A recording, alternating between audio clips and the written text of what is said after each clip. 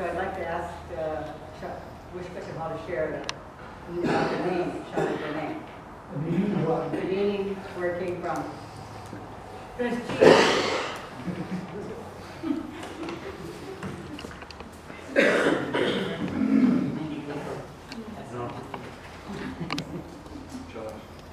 I'm just thinking that it should be your side of...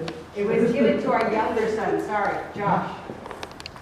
Josh is our youngest son, and he has that name. He lives in Shot Florida. at the net. And basically, that name just simply means to strike back or get revenge. More,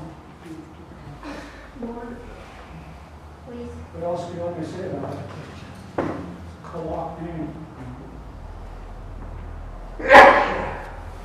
The strong man. Talk about the strong man. Tooch? Yeah. Oh. Well, that's a long story. Abbreviated. We got one. Huh? We got a long time. It's only what? It's only. We're gonna be 70 for a Oh, because you guys are putting money on. Yes. It's gonna come up fast. Okay.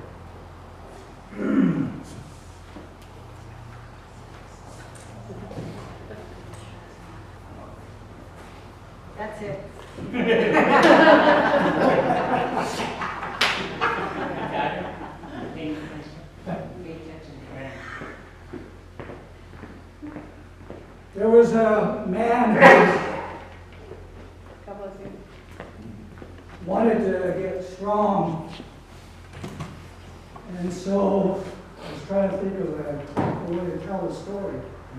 But in order to get strong, he would run around without any clothes on in the cold. And what he would do is he would take ashes out in the fire when it was cool, and he would rub them on, and it would make them black. It turned them black, and it gave him that name, Tooch, which was talking about a black man. And he had problems with his brother. This is the reason why I didn't want to have to tell the story, because he had problems with his brother-in-laws, opposite side, you know. And they actually were jealous of him. It's almost like Nazi Kleine. Nazi Kleine was the one who made the killer whales. And he had problems with his in-laws as well. I hope I don't have problems with my in-laws. But he got so strong that when he was out on the reefs where the sea lions were, there's a story where it says that he was able to rip that sea lion in half from the tail down. He was so strong. And so after that, his in-laws respected him because he got so strong. You guys can help with that story. Yes, Chief. Now, are we still working for time? Yeah, we Okay. got lots of time. So since I mentioned Nazi Kleine, I feel more comfortable telling that story Okay. because it's our story on our side. I've already said that Nazi Kleine was the one that made the killer whales.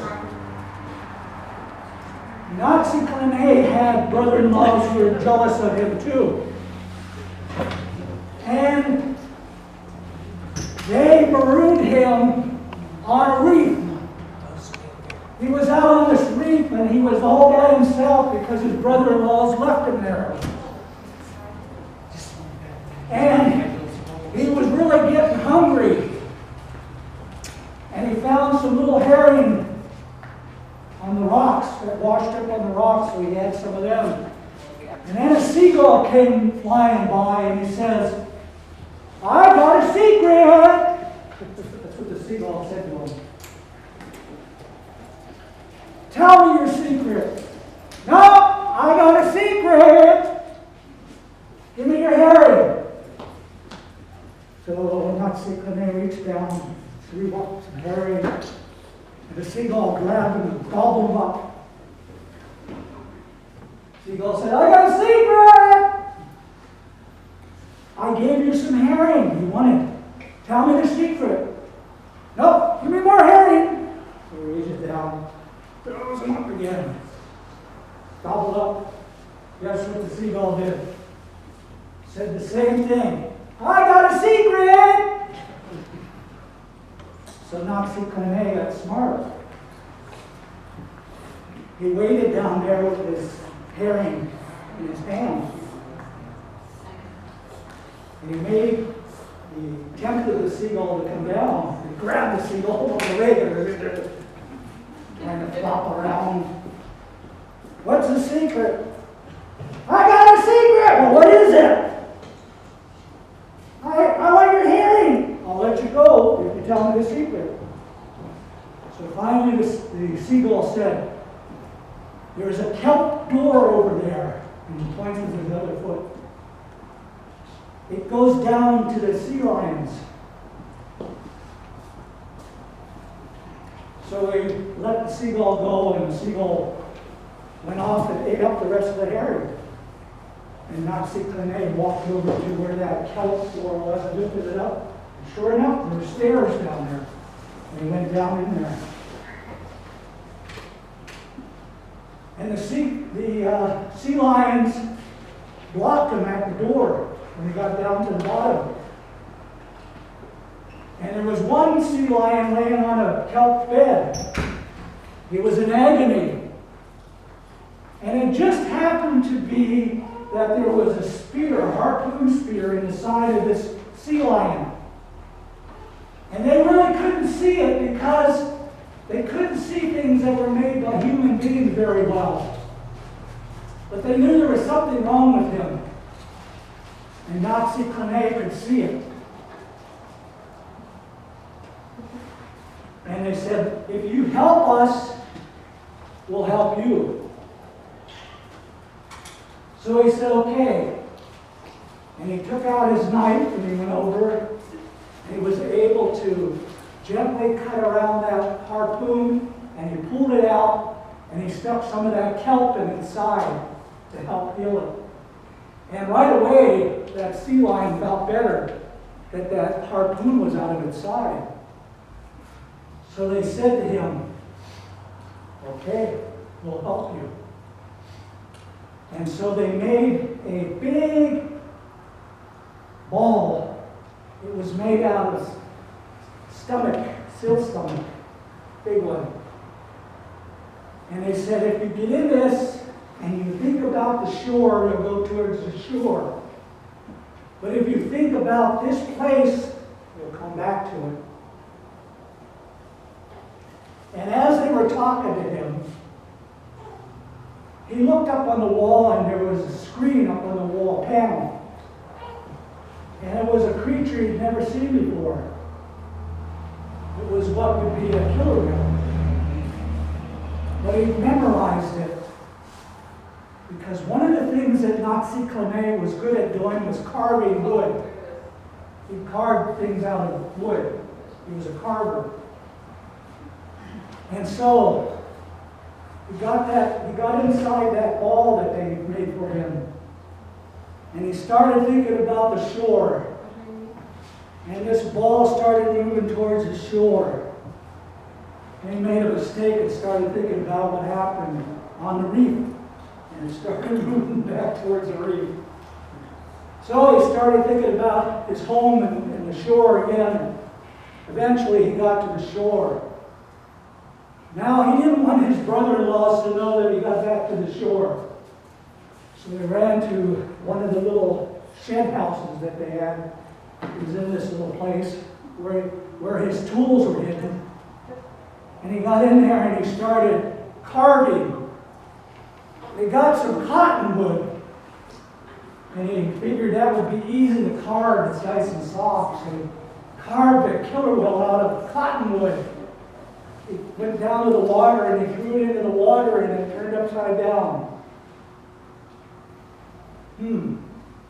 I'll use a different kind of wood. So he got some red cedar. That didn't work. He got spruce. That didn't work either. And finally he carved a killer whale out of yellow cedar. We call it kai. And when he took it to the water, it came to life. So he made the killer whale. He also sang a song. There's a longer story that goes on and on. But the killer whale came to life. The problem was now, there is a problem to this story. I have to tell you the problem to this story. I hate to do it, but a lot of stories have problems. Nazi Kane was mad at his brother-in-laws. He just was really mad at them. And one of them was out in his boat. And he sent this killer whale out to attack his brother-in-law. And the killer whale does. But after that happened, Nazi Kane felt so bad that he never did it again. And he told the killer whales not to harm human beings ever again. And so, if you see killer whales and you throw them a little bit of tobacco, they'll bless you. That's how the story goes. And they do.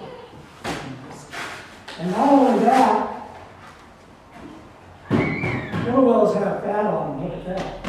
You know, killer whales have a lot of fat. My wife and I and Jimmy and we even had other people go to SeaWorld and we got to hug the killer whales there. We had special showings. And so they've got a lot of fat on them. You can feel it. And they smell fishy.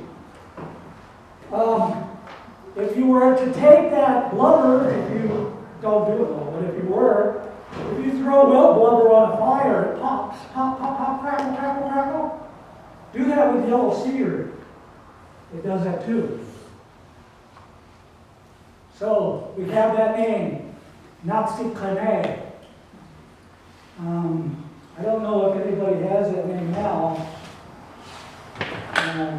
Henry Catas was the last person I knew that had that name, Nazi Kane. Thank you for listening. Is that enough? I could go on and on, but I get kind of, I'm embarrassed to talk. I'm so shy. You're so shy.